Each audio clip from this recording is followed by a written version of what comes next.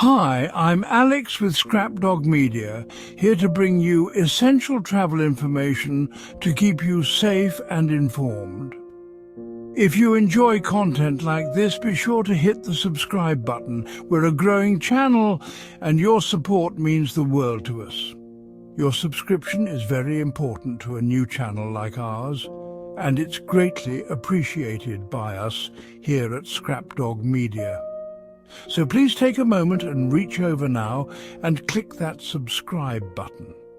Click the bell icon also so you can stay informed on our next uploads.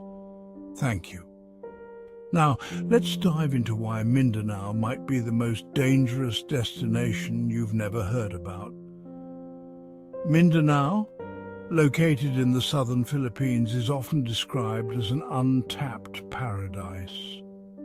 Its landscapes range from lush rainforests to pristine beaches, and its cultural diversity is unmatched. But behind this beauty lies a harsh reality. For decades, Mindanao has been plagued by violence, kidnappings, and terrorism. Tourists are often lured by the promise of adventure, but what they don't realize is that the very areas that seem idyllic can quickly become life-threatening. For expats, tourists and travelers alike, Mindanao has proven to be a region where the risks are simply too great to ignore. The danger isn't new. For over 20 years, Mindanao has been the epicenter of kidnappings in the Philippines, largely due to extremist groups like Abu Sayyaf. In 2001, American missionaries Martin and Gracia Burnham were kidnapped alongside Guillermo Sobero while vacationing in Palawan. They were taken to Basilan, an island in Mindanao, where Sobero was executed. Martin Burnham tragically died during a rescue attempt, while Gracia barely survived. But this wasn't an isolated event.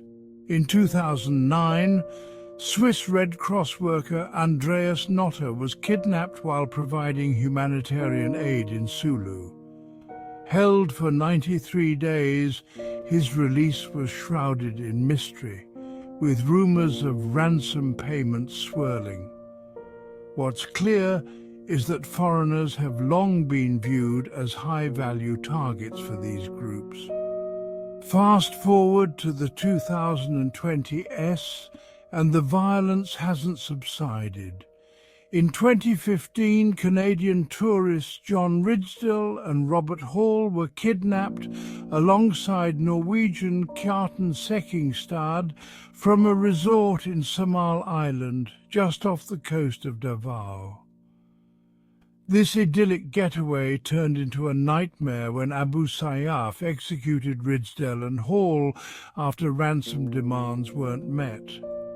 Sekkingstad's release came after over a year in captivity.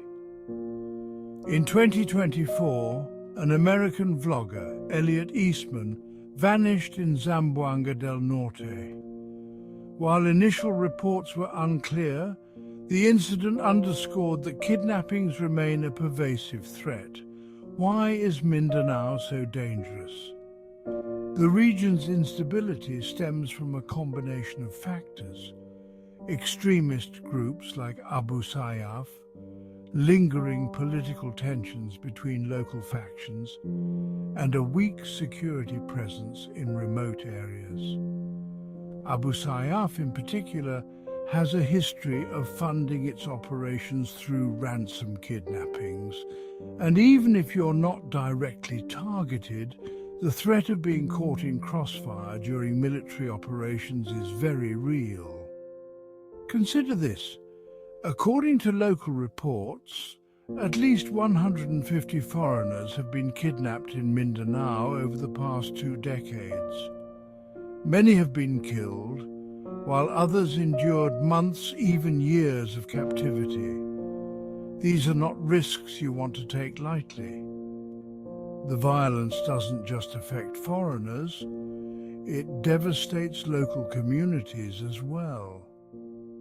Residents of Mindanao often live under the constant shadow of armed conflict, which disrupts their livelihoods and perpetuates poverty. Kidnapping isn't just a tactic for extremist groups. It's a survival strategy for criminal gangs who exploit the weak security environment. For tourists, it's easy to imagine that the beauty of the region outweighs the risks. But for the locals who live here, the dangers are part of everyday life. Traveling to these areas not only puts yourself in harm's way, but also risks further destabilizing the region. In 2011, Australian Warren Rodwell was abducted in Zamboanga by Abu Sayyaf and held for 15 grueling months. His eventual release came after his family reportedly paid a significant ransom. Similarly, Dutch national Ewald Horn was taken hostage while birdwatching in Tawi in 2012. Tragically, Horn was killed during a botched rescue attempt in 2019. His story is a stark reminder that even the most adventurous and well-intentioned travelers can fall victim. The Philippines is a beautiful country with countless safe destinations. Cebu, Palawan and Boracay offer stunning beaches, vibrant culture and warm hospitality without the looming threat of violence. If you're planning a trip, focus on these areas where safety is a priority, and you can truly enjoy what the Philippines has to offer. So, is Mindanao worth the risk? The answer is clear: it's better to stay away. While we hope for a brighter future for this region, the current situation is too dangerous for tourists and expats alike. Choose destinations where you can travel with peace of mind.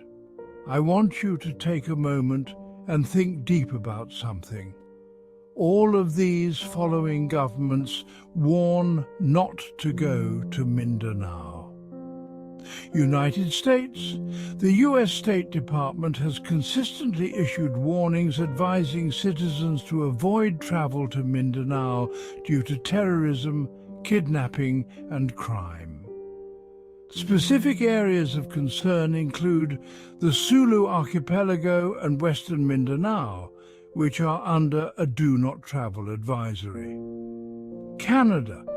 Canada advises against all travel to Western and Central Mindanao, including the Sulu Archipelago, Basilan and Zamboanga Peninsula.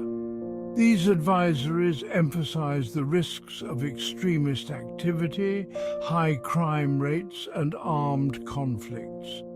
United Kingdom, the UK government advises against all travel to the Sulu Archipelago and against all but essential travel to Western and Central Mindanao due to security concerns.